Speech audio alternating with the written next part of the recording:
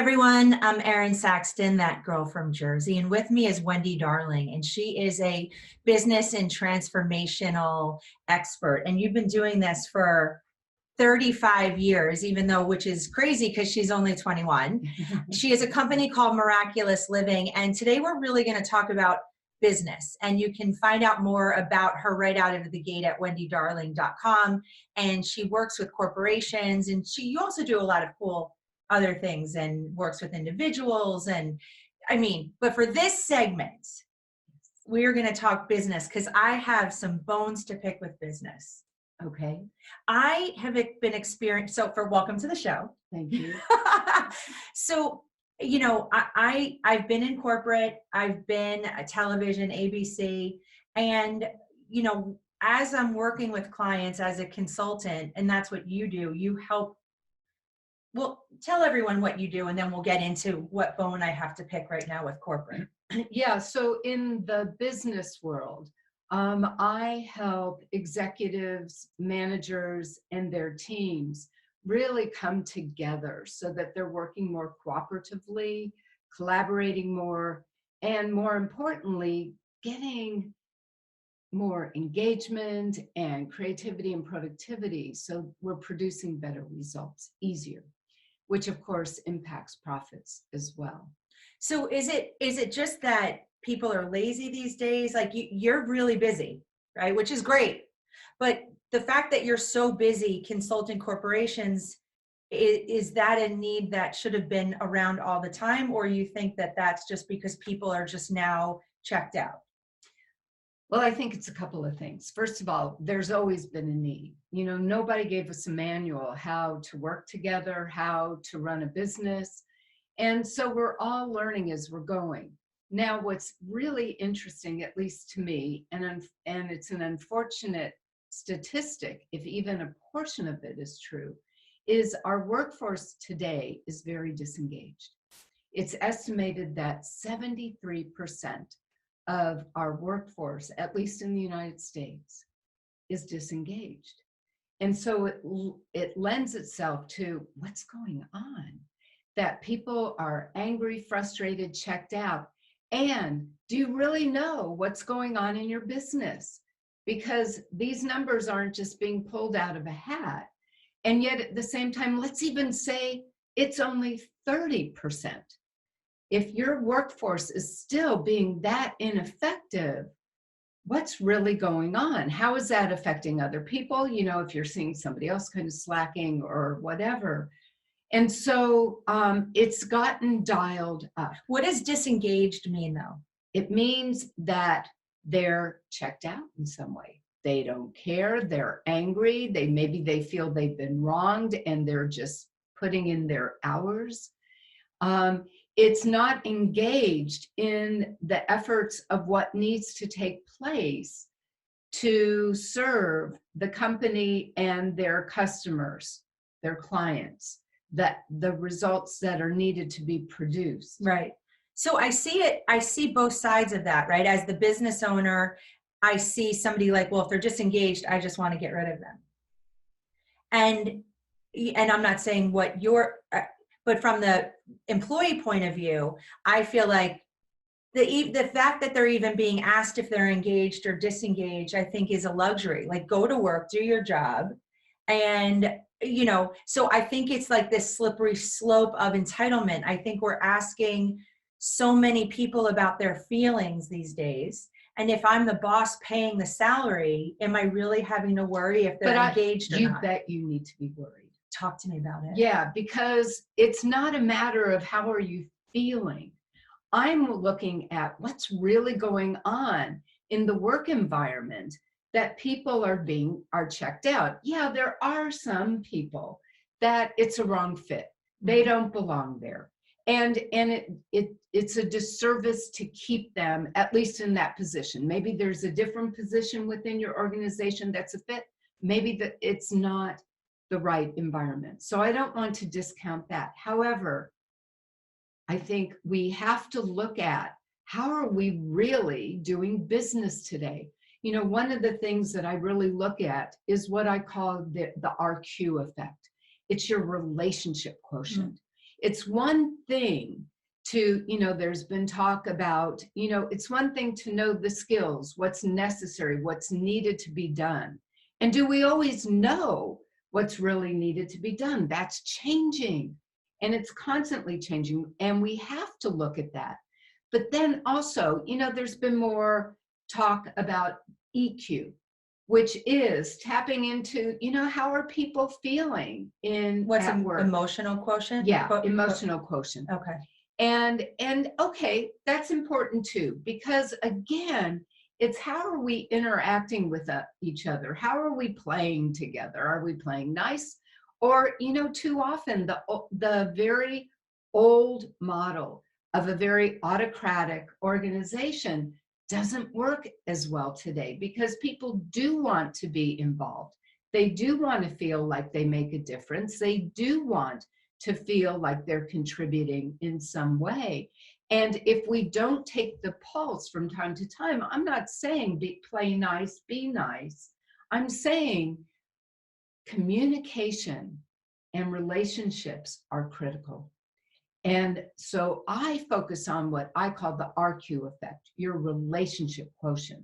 How are you really interacting with each other? How are you supporting each other? Is it an environment that really embraces creativity, new ideas? Or is it stick to your friggin' job, don't put your nose anywhere else? And I'm not saying that that's not important, but again, it's important to look at what's really going on.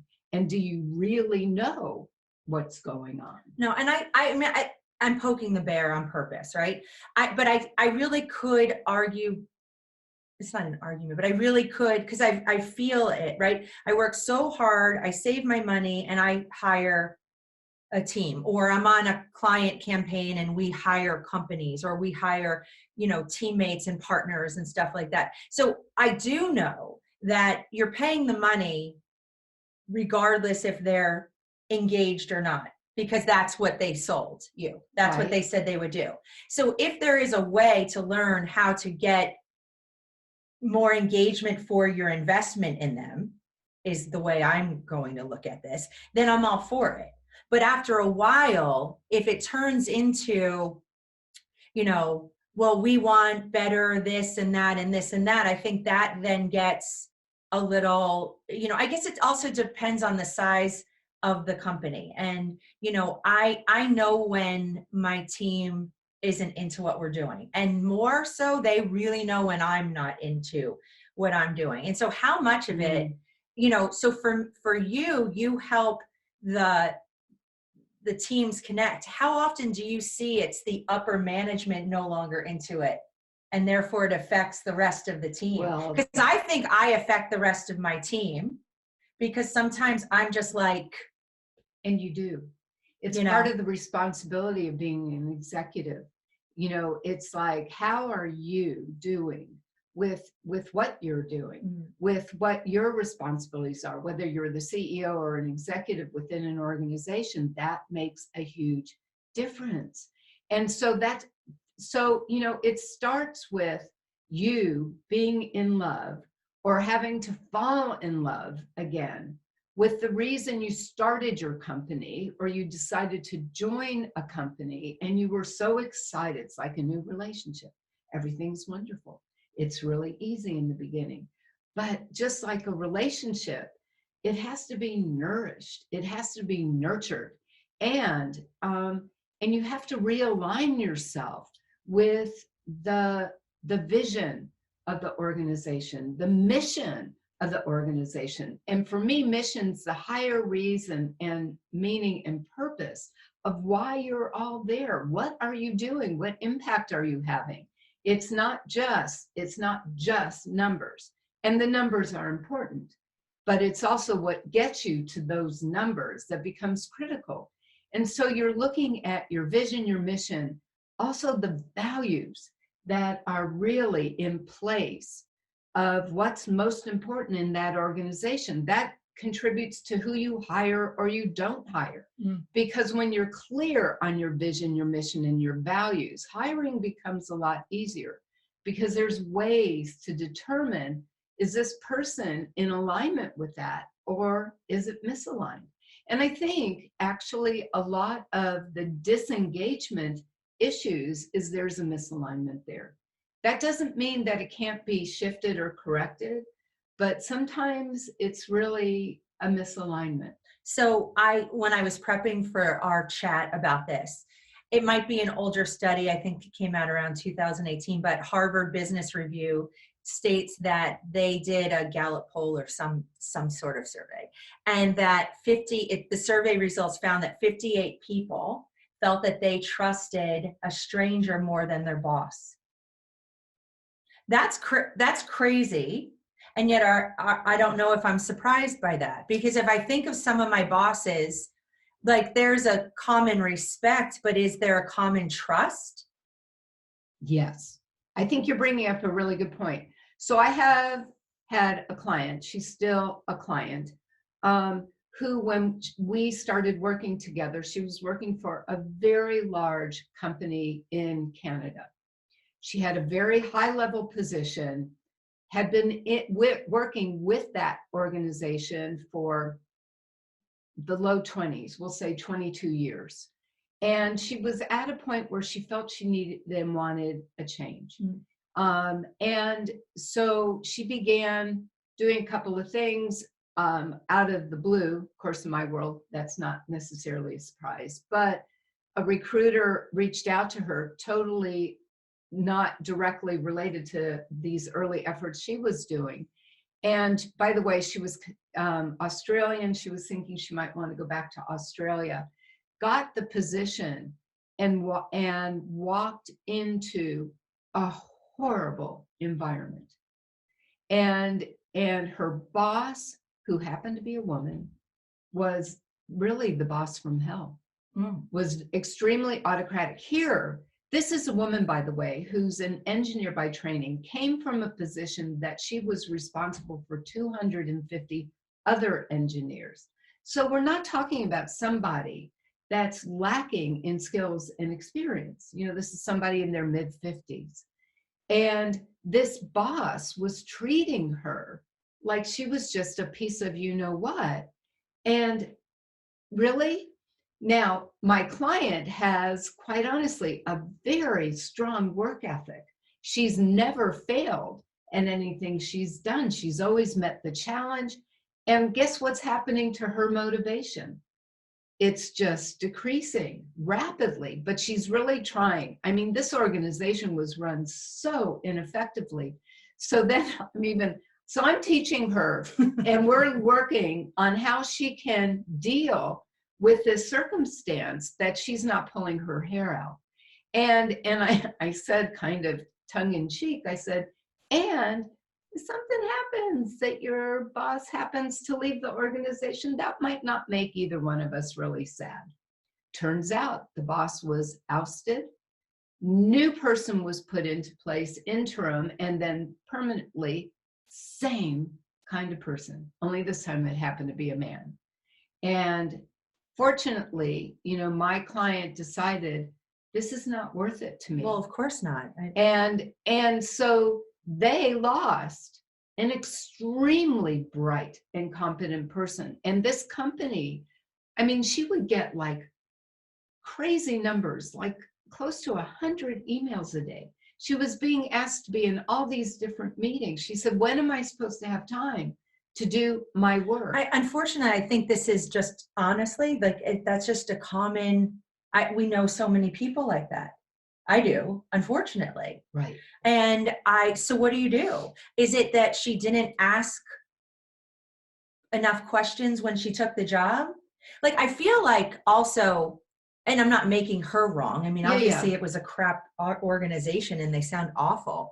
But, you know, I feel like there's a fairy tale part of it, which is funny because people call you like the fairy godmother of business, right? So, but I feel like everybody still has that fairy tale. Like, if I work really hard and I just get through this one position, the best job will open up. And depending on the timing of you telling yourself that story, you might get a call from a company and you think that's in my opinion, you might think, oh, this is my knight in shining armor corporate job because this is what I've been telling myself and this is what I've been thinking. And I swear to God, that's your misstep, because then you think it's kismet.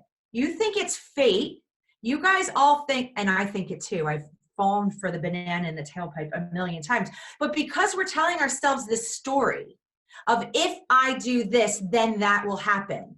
Like we're entitled to think if I trudge through, there will be a water fountain and it will be delicious. And like, you know what I mean? Like there's a mirage at the end of this desert journey. And I think that then when the opportunity, or a opportunity, not the, presents itself, I think that we then don't ask the right questions because, at least in my case, I think this is literally the answer to my prayers. And I have so much faith in fate, or whatever we're calling it, that I then think that I trudged through the mud and here it is. And I sometimes forget to ask the right questions. And this happens, I'm going to bring this, but I don't mean to segue it. So don't fall for this. You're going to want to grab this bacon as I throw it out.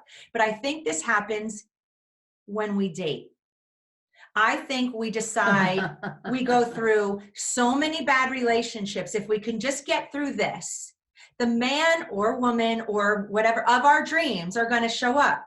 We tell ourselves that story within about 48 hours to 2 weeks of us remembering that story. So-and-so appears.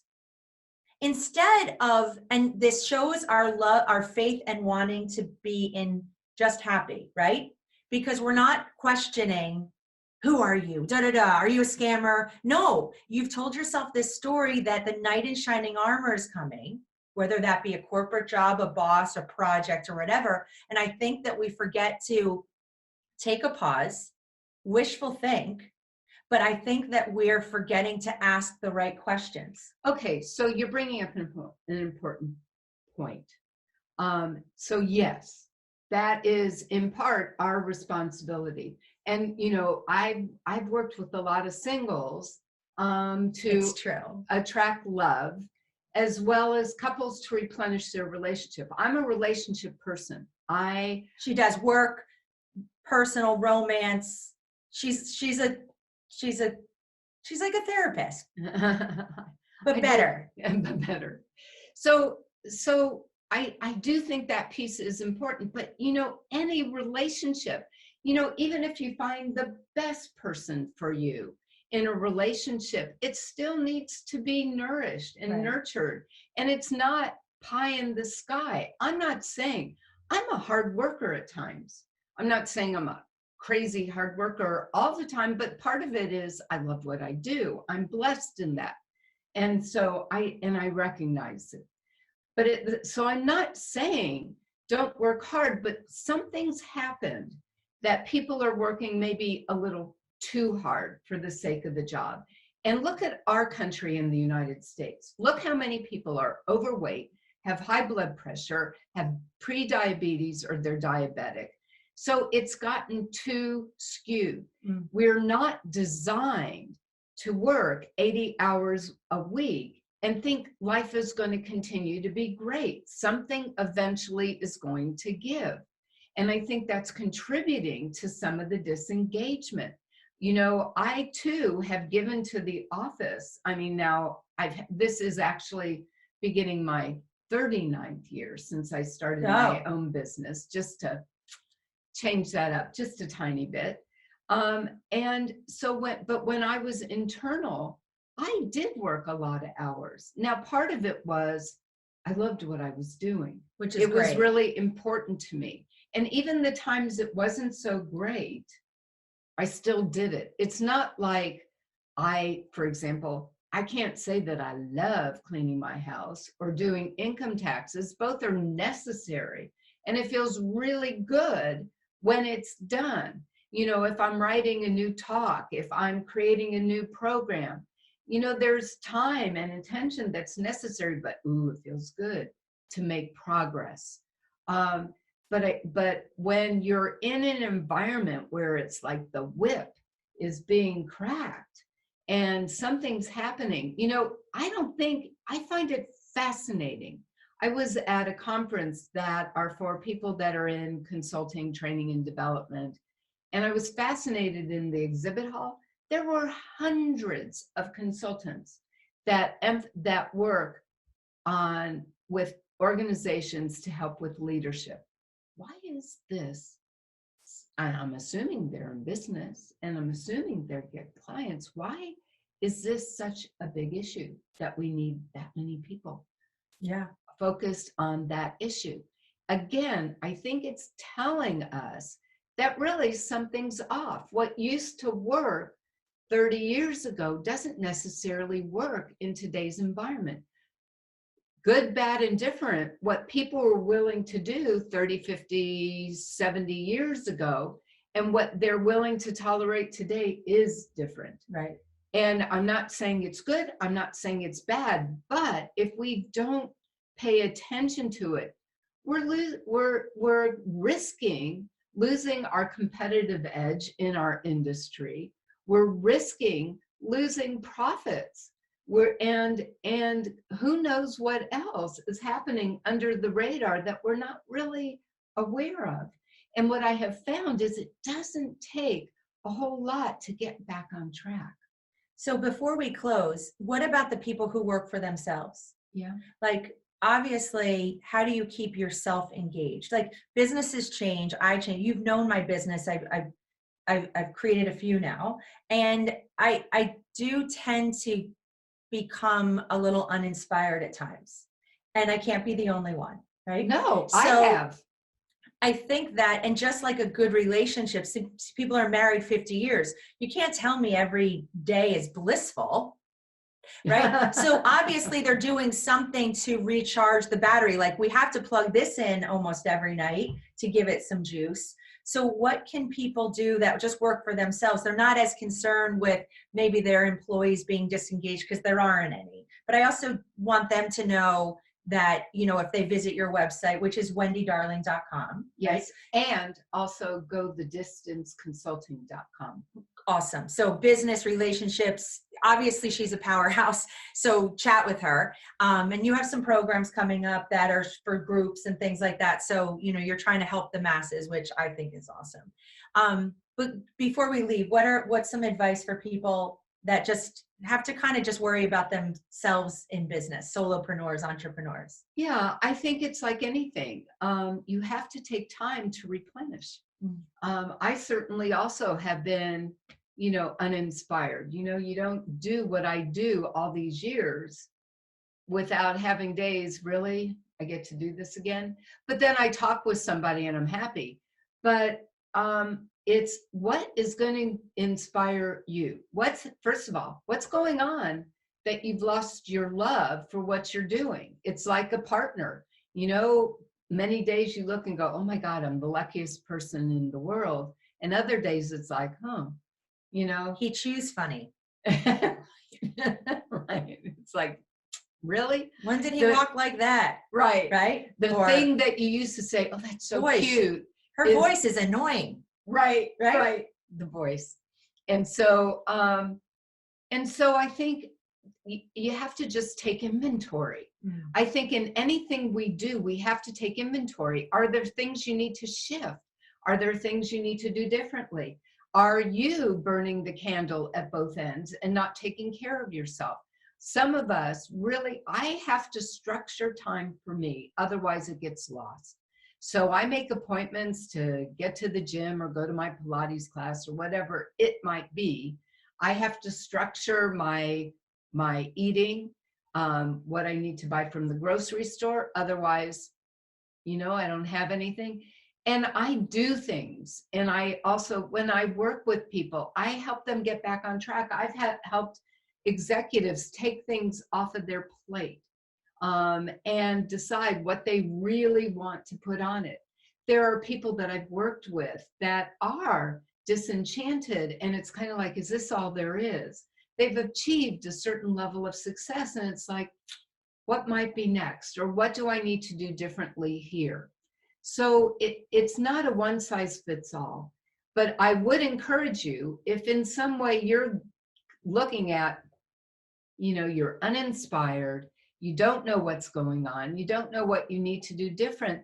There are many people like me who help you really identify what's going on, help you recharge, get you back on track, whatever that might be. It might be a new track. And so I think taking stock is really important and doing something about it. If it means that you take a break and, call in sick, or call in whatever, and do something for yourself, even if it means going somewhere and have a retreat day, if it means just hanging out at home and having some quiet time, whatever, going for a massage, whatever it means Right. for you, that will kind of give you a break to even get to a place of being able to take inventory. Right. It becomes really important. Again, we weren't designed to just go like there's no tomorrow and expect that our mind, emotions, and our body are going to hold up. It will for a while until it doesn't. And I'm living proof, because that happened to me many years ago. And it had a lot of consequence, which is probably why I really emphasize that piece so much. Right. I don't want other people to go through anything close to what I did. No, and I love working with you, and I know your other clients love working with you, and you're a huge help. So wendydarling.com. Thank you for being on the show. Well, thank you. I hope we all took a page out of this book, started writing it all down. She's here to help. Thanks. Yeah, thanks. That girl from Jersey. See you soon. Bye, everyone.